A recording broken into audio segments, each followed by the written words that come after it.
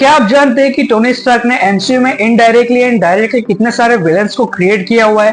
तो चलिए जानते हैं टोनी की ये कहानी मेरी जुबानी। So first movie Iron Man में Obadiah Stane also known as Iron Monger, जिसको लगता था कि स्टार्क इंडस्ट्री की सक्सेस का सारा क्रेडिट टोनी स्टार्क ने ले लिया और वो कंपनी को खुद से ही अकेले हैंडल करना चाहता है। आयरन मैन 2 में Ivan Vanko also known as Whiplash, जिसको लगता था कि Tony mistreated his father and then उसने टोनी स्टार्क का जो आर्क रिएक्टर था उसकी कॉपी बनाई टू प्रूव दैट उसकी फैमिली ने ये टेक्नोलॉजी इजाद की है।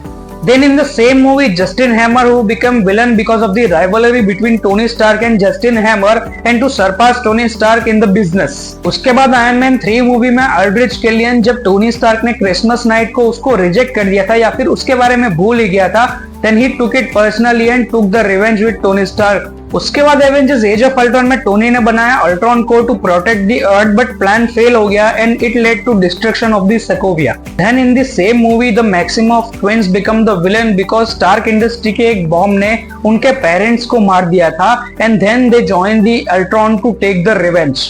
ध्यान आता है कैप्टन अमेरिका सिविल वॉर का विलन बैरन ज़ीमो, जो कि क्रिएट हो चुका था एवेंजर्स एज ऑफ अल्ट्रॉन में ही, क्योंकि सोकोविया का जो डिस्ट्रक्शन हुआ था उसमें उसकी भी फैमिली मारी गई थी एंड उसके बाद टोनी से बदला लेने की सोची उसने। उसके बाद आता है स्पाइडरमैन होमकमिंग से वल्चर, जो कि अपनी जॉब खो देता है because of department of damage control owned by Tony Stark. Then last but not least, Quentin Beck, also known as Mysterio from Spider-Man Far From Home, जब टोनी स्टार्क ने civil war में उसकी technology को चुरा कर अपना बता दिया था और पब्लिक के सामने पब्लिश कर दिया था, देन उसने बदला लेने की सोची। And you know what's the interesting part, Tony Stark ने आयरन मैन 3 की स्टार्टिंग में ही कहा था we create our own demons and he took it personally.